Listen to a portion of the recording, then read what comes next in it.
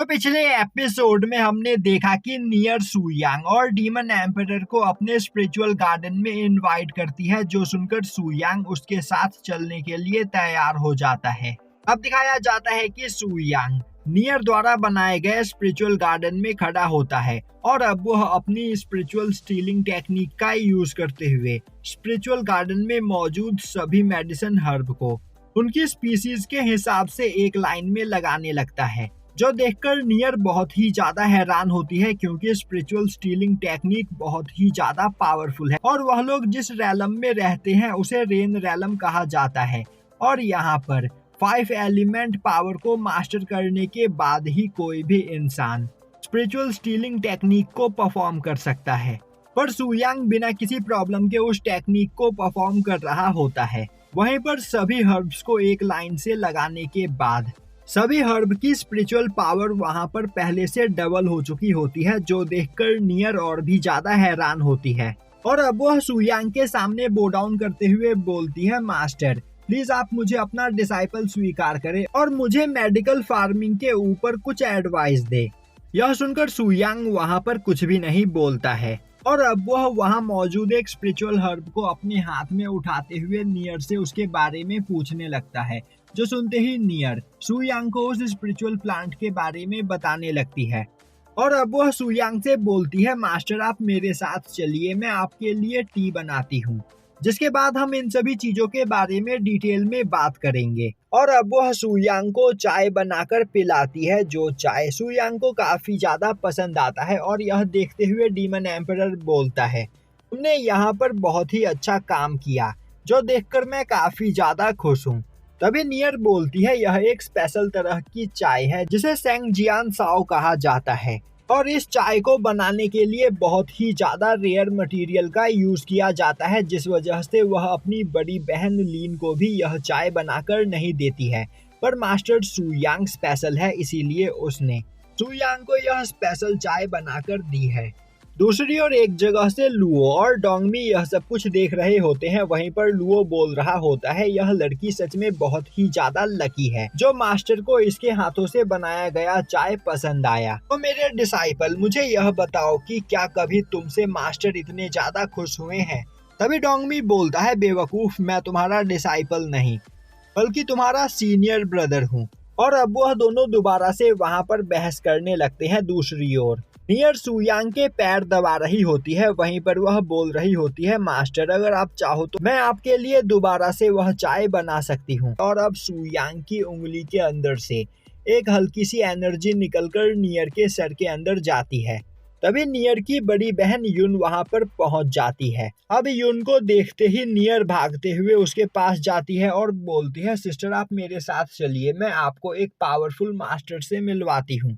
और अब वह जैसे ही पीछे मुड़ती है, वहां से सुयांग और डीमन एम्परर गायब हो चुके होते हैं। तभी युन गुस्सा होते हुए बोलने लगती है कि अभी वह मजाक के मूड में नहीं है, तो नियर उसे परेशान करना बंद करे। और यह बोलते हुए वह वहां पर बैठ जाती है। नियर बोलती है, वह कोई मजाक नहीं कर रही। तभी युन बोलती है, मैंने तुम्हें जो एलिक्सर बनाने के लिए दिए थे, क्या तुमने उन्हें कंप्लीट कर दिया है? वहीं पर एक जगह से छिपकर सुयांग डीमन एम्परर के साथ यह सब कुछ देख रहा होता है। तभी नियर भागते हुए आकर युन को अपने द्वारा बनाए गए एलिक्सर्स देती है। तभी युन बोलती है, आखिर तुमने यह किस तरह के एलिक्सर्स बनाए हैं? मुझे अभी तुमसे हीलिंग पिल्स चाहिए थे, ना कि यह एलिक्सर। यह एलिक्सर मुझे आज से 3 दिन बाद चाहिए। और नियर, आखिर तुम यहाँ पर अपना काम ठीक से क्यों नहीं कर रही हो? तुम्हें पता है ना कि हमारा गियोन सेक्ट अभी कितने बड़े खतरे में है? नियर बोलती है, हाँ उसे पता है। वह मार्केट के 5th स्ट्रीट पर घूमते हुए गई थी, जहाँ पर उसने लोगों को यह बात करते हुए सुना। यह सुनते ही युन गुस्सा हो जाती है और बोलती है, मैंने तुमसे कितनी बार कहा है कि तुम इस स्पिरिचुअल गार्डन से बाहर नहीं जाओगी और तुम्हें अभी इस दुनिया के बारे में कुछ भी नहीं पता है। यहाँ पर रहने वाले लोग बहुत ही ज्यादा खतरनाक है, वह तुम्हें कभी भी मार सकते हैं, इसीलिए तुम्हें स्पिरिचुअल गार्डन से बाहर नहीं जाना चाहिए। नियर बोलती है, वह बस अपने स्पिरिचुअल गार्डन के लिए पावरफुल और टैलेंटेड लोगों को ढूंढना चाहती है और कुछ भी नहीं। अब यह सब सुनकर युन परेशान होते हुए बोलती है, वह बस यहाँ पर शांति से अपनी लाइफ जीना चाहती थी, पर अचानक से उसकी लाइफ में इतनी सारी टेंशन आ चुकी है। और उसके कंधों पर बोझ बढ़ता ही चला जा रहा है।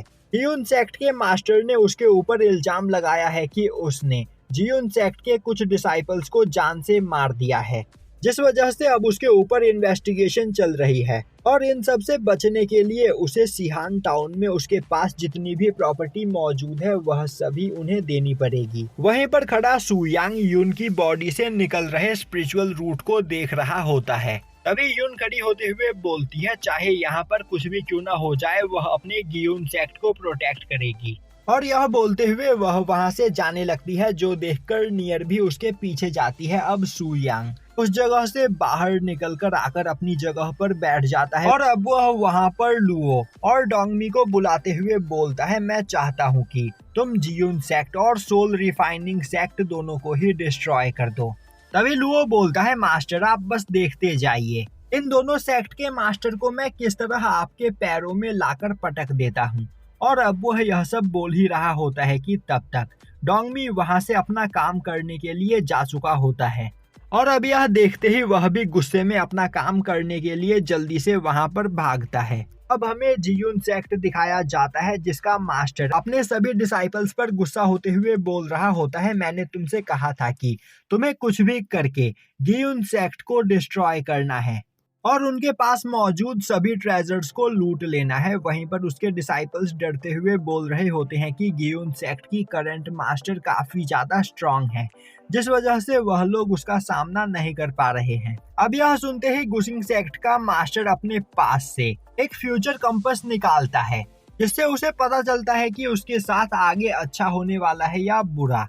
और तभी वह देखता है कि उसका रास्ता पूरी तरीके से साफ है, जो देखकर वह खुश होने लगता है। पर तभी उसे उस कंपास में अपना बैड लक दिखाई देने लगता है, जो देखकर उसे काफी ज्यादा गुस्सा आता है। और उसी वक्त वहां पर आते हुए लुओ बोलता है मेरे मास्टर तुमसे मिलना चाहते हैं। अब गुसिन सेक्ट का मास्टर जैसे ही लुओ की ओर देखता है, लुओ वहां से गायब हो चुका होता है और वह गुसिंग सेक्ट के मास्टर के पीछे आकर उसके सिंहासन पर बैठ चुका होता है। तभी गुसिंग सेक्ट का मास्टर बोलता है आखिर तुम्हारी हिम्मत कैसे हुई हमारे सेक्ट में इस तरह घुस आने की। तभी लुओ उस पर एक थंडर अटैक करते हुए उसे बुरी तरीके से घायल कर देता है और अब वह बार बार गुसिंग सेक्ट के मास्टर के ऊपर लाइटनिंग अटैक करने लगता है, जिससे उस ओल्ड मैन की हालत खराब हो जाती है और अब वह लुओ से माफी मांगने लगता है। वहीं वह बोल रहा होता है कि मास्टर मैं आपके सामने हार मानता हूँ, तो अगर आप चाहो तो मेरे सेक्ट पर कब्जा कर सकते हो। लुओ बोलता है नहीं मुझे तुम्हारा यह सेक्ट नहीं चाहिए। अब हमें जियुन सेक्ट के मास्टर को दिखाया जाता है, जो एक पोस्टर को देखते हुए बोल रहा होता है फाइनली टाइम आ गया पूरे के पूरे गियुन सेक्ट पर कब्जा करने का और अब मुझे यहाँ पर कोई भी नहीं रोक सकता है। अभी उसके हाथ में मौजूद पेपर जल जाते हैं। अब जियुन सेक्ट का मास्टर कुछ बोलने की कोशिश करता है कि तभी डोंगमी उसे पंच करके दूर फेंक देता है। अब वह मास्टर खड़ा होने की कोशिश कर ही रहा होता है कि तभी डोंगमी दोबारा से उस पर अटैक करता है। वहीं वह बोल रहा होता है कि मुझे पता है लुओ अब तक अपना काम करने के लिए पहुंच चुका होगा, तो मेरे पास ज्यादा टाइम नहीं बचा हुआ है, जल्दी से मेरी बात मान लो वरना मैं तुम्हें जान से मार दूंगा। और यह बोलते हुए वह उस पर्सन को बुरी तरीके से मारे चला जा रहा होता है। अब दिखाया जाता है कि डोंगमी और लुओ उन दोनों सेक्ट के मास्टर को पकड़कर सुयांग के सामने लेकर आए होते हैं। वहीं पर लुओ बोल रहा होता है तुम मुझसे पहले यह काम करने के लिए गए थे पर फिर भी तुम लेट हो। वहीं बैठा सुयांग चुपचाप उन दोनों पर्सन के स्पिरिचुअल रूट को देख रहा होता है और यहीं पर यह एपिसोड खत्म हो जाता है।